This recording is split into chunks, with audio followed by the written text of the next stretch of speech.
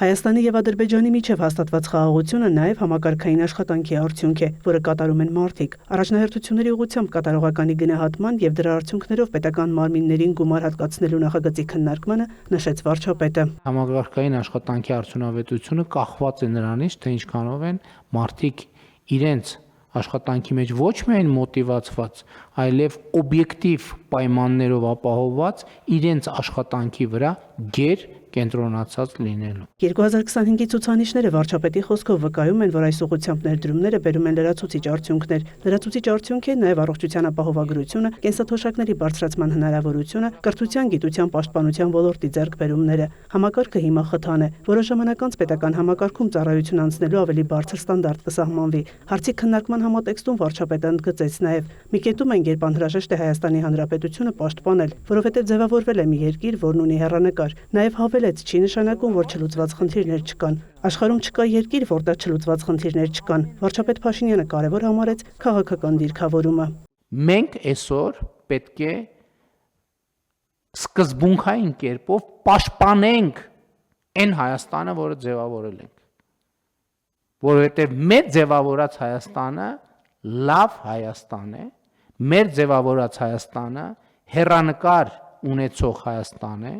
մեր ձևավորած Հայաստանը անվտանգ Հայաստան է, մեր ձևավորած Հայաստանը ապահով Հայաստան է, մեր ձևավորած Հայաստանը քաղաքացիակենտրոն եւ մարդակենտրոն Հայաստան է, եւ մեր ձևավորված Հայաստանը անընդհատ ռեֆլեքսիա, ինքը իրեն ռեֆլեքսիայի ենթարկվող Հայաստանը։ Այսօրվա Հայաստանով մենք պետք է հպարտանանք, որովհետեւ մենք հասել ենք պատմական նվաճման, մենք հասել ենք հազարամյա նշանակություն ունեցող նվաճումների։ Մենք հաղթահարել ենք առնվազն 1500 տարի մեզ հետ տեղի ունեցող անընդհատ կրկնվող պատմական ցիկլերը, անընդհատ տեղի ունեցող պատմական ցիկլերը։ Մենք հաղթահարել ենք ուրիշների կողմից մեզ պարտադրված հայրենասիրության մոդելները, երբ որ մեզ կաղապարը տվել են, ասել են՝ այ դուք սենց պետքա սիրեք հայրենիքը, ձեր տան պատերին պետքա այսինչ նկարը կախած լինի, դուք պետքա երգեք այսինչ երգերը, արտասանեք այսինչ բանաստեղծությունները եւ այլն եւ այսպես շարունակ։ Հիմա մենք առերեսվում ենք մեր պատմության, մեր իրականության եւ մեր անելիքների հետ եւ մենք ենք դա անում։ Ժամանակին մի կարգախոս կար Հայաստանում, քաղաքացիական հասարակություններ օգտագործում այդ կարգախոսը, հնչում էր այդպես, մենք ենք տերը մեր երկրի, այդ կարգախոսը այսօր իրականացված է։ Նիկոլ Փաշինյանի խոսքով պետք է ձևավորել այնպիսի պետական համակարգ, որ հարատև ապահովի Հայաստանի քաղաքացիների սեփական երկրի տերը լինելու փաստը։ Այսօր Հայաստանի Հանրապետությունը կա, զարգանում է, աշխատում է, զարգանում է, ձևավորում է օրակարգեր, լուծում է այդ օրակարգերը, լուծված օրակարգերից նոր օրակարգեր են բխում, լուծում է նաև այդ օրակարգերը։ Այսօր Հայաստանի Հանրապետության միջազգային հեղինակությունը շարունակաբար աճում է։ Այսօր Հայաստանի Հանրապետության տարածաշրջանային հեղինակությունը աճում է։ Այսօր Հայաստանի Հանրապետությունը ի վիճակի է ինքը զբաղվել իր միջավայրում իր համար հարմարավետություն ստեղծելով։ Նշվեց, որ 2025-ի երկրորդ կիսամյակի ծրագրով արված աշխատանքի գնահատականը մոտ է սահմանված ամենաբարձր ամբողջությամբ կատարվածին։ Հաշվի առնելով այս արդյունքները 2025-ի երկրորդ կիսամյակի արդյունքներով լրացուցիչ վարձատրության նպատակով հատկացվող միջոցները կկազմեն մոտ 4.6 միլիարդ դրամ։ Այս կիսամյակի ավարտին կունենանք ընդհանրական հաշվետվություն այն մասին, թե պիլոտային ծրագրի շահառուները որքան դրամական ներդրումներ են կատարել կրթական ծախսերի ուղղությամբ։ Պիլոտային ծրագրի արդյունքների վերլուծումը մեզ թույլ է տալիս զուգահեռաբար աշխատել օրենսդրական կարգավորումների մշակման ուղղությամբ, որի վերջնականացման արդյունքում հնարավորություն կունենանք պիլոտային ծրագրի ծանցում կատարել երկարաժամկետ կարգավորումների։ Սա ներդրում է կրթական համակարգի հետագա զարգացման առումով։ Չնայած քննադատություններին, սա պետության հետագա զարգացման ճանապարհին կարևորագույն քայլ է, որը լիարժեքորեն տեղավորվում է պետության հարատևության օրակարգում, շեշտեց վարչապետը։ Նրա գնահատմամբ համակարգը նախ արդյունքներ է բերում Հայաստանի քաղաքացիներին, նպաստում պետական ռեսուրսների արդյունավետ կառավարմանը։ Այն կարևոր է հակակոռուպցիոն քաղաքականության տեսակետից։ Հաջորդ կարևոր քայլը, որը մենք պետք է այս ուղղությամբ իրականացնենք, դա այդ առաջնահերթությունները կասկադավորել եւ իջեցնել մինչեւ առանձին աշխատակցի մակարդակ, որ եւ գործուն գնահատման համակարգ ստեղծել ամեն մի աշխատողի համար, որպեսզի այդ կապերը գերատեսչության եւ առանձին մեկի անելիքի հետ կապված ավելի տեսանելի լինեն։ Պարոն Խուդացյան, ես ուզում եմ մեր ուշադրությունը հրավիրեմ, որ մենք այս խնդիրը պետք է լուծենք նաև թիմի մակարդակում, սենց չի լինի։ Սա պետության ու համայնքի դասային աստիճանի մասին է իրականում, չեն կարող այս բանը հանդուրժել, տարածքներ թողենք, որտեղ պրոցեսներ գեներացվեն, որոնք կառուցողական չեն։ Հայաստանի Հանրապետությունում չպիտի լինի իրավիճակ, որ դե գնացի գործի եկա տուն, ստացա աշխատավարձ։ Սա ֆունդամենտալ խնդիրն է։ Չպիտի լինի տենց ռեժիմ։ Գնացի տուն եկա տուն, գործի ստացա աշխատավարձ։ Դե լավ, այո, լավ, գնանք բան տենանք հələ։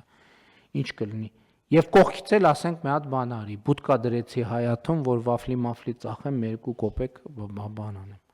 Չպետք է, այդ ռեժիմից պետք է դուրս գալ։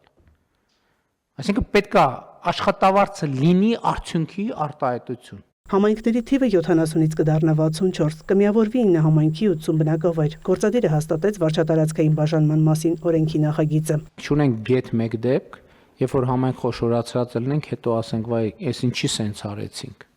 Պետք է չանել սա։ Ընդհակառակը, մենք առանց բացառության բոլոր դեպքերում տեսնում ենք շատ կոնկրետ ազդեցություն համայնքի եւ բնակավայրերի կյանքի սոցիալ-տնտեսական իրավիճակի վրա։ Ուրիշ բան որ չվերցնենք, խոշորացված համայնքների սուբվենցիոն կարողությունները էականորեն եւ անգամներով մեծանում են։ Վարչապետը կարևոր է համարում համայնքային իշխանությունների գործունեության արդյունավետությունը բարձրացնող մեխանիզմների մշակումը, համայնքներում քաղաքացիների հետ ակտիվ հաղորդակցությունը, ներկայացնելով օրինակ, եթե ջրի խնդիր կա, ինչպես է այն լուծվում։ Առողջության ապահովագրության հետ կապված իհարկե լավ է, որ քաղաքացիները արտահայտվում են, մենք շնորհակալ ենք, բայց եստեղ էլի սոցիալ հոգեբանական եւ լեզվամտածողության մի հատ խնդրեմ եմ տեսնում։ Երբ որ ես տեսնում եմ վերնագրեր կամ մարդկանց կողմից մարդը ասում է, որ ես 1 միլիոն դրամանոց վիրահատությունը արեցի անվճար։ Այսինքն ինքը ճիշտ է արտահայտում, բայց մենք պետք է արձանագրենք, որ անվճար վիրահատություն չի լինում։ Ինչ որ մեկ այդ վիրահատության համար պետք է վճարի։ Այսինքն մենք պետք է քայլ կարողանանք այնպես անել, որ նույնիսկ մեր քաղաքացիները, ովքեր իրանց պարզապես գոհունակությունն են հայտնում, ոչ թե ասեն, որ իրենք դարել են անվճար, այլ ասեն այդ վիրահատության համար վճարելա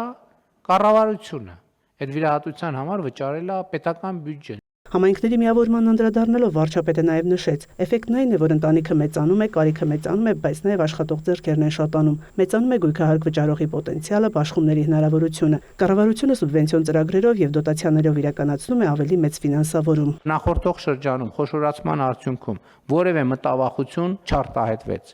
Ոչ մի գյուղ իր անունը չկորցրեց։ Ոչ մի գյուղ իր ինքնությունը չկորցրեց։ Ոչ մի գյուղ իր տրադիցիան չկորցրեց։ Ընդհակառակը երևացին աշխատանքներ եւ կառավարության համար էլ է հեշտ։ Կառավարության համար հեշտ է աշխատել 60 համայնքի ղեկավարի հետ եւ մարզպետարանի, քան թե 600 համայնքի, քան թե 800 համայնքի ղեկավարի հետ, որոնց կացան սովորաբար դատարկը։ Ակադեմիական քաղաքի արվեստների կլաստերների ձևավորման համար Հայաստանը կգործակցի Լոնդոնի արվեստների համալսարանի եւ Շոտլանդիայի Թագավորական կոնսերվատորիայի հետ։ Աշխարհի ամենահեղինակավոր բուհերը կաջակցեն հայեցակարգի մշակման իրականացման հարցում։ Այդ բուհերի հետ կկնքվեն պայմանագրեր։ Նշվեց, որ դա հնարավորություն կտա ունենալ միջազգային ամենաբարձր չափանիշներով բովանդակություն, մրցունակ կրթություն Հայաստանի, նաեւ արտասահմանցի ուսանողների համար։ Մայա Խաչատրյան, լուրեր։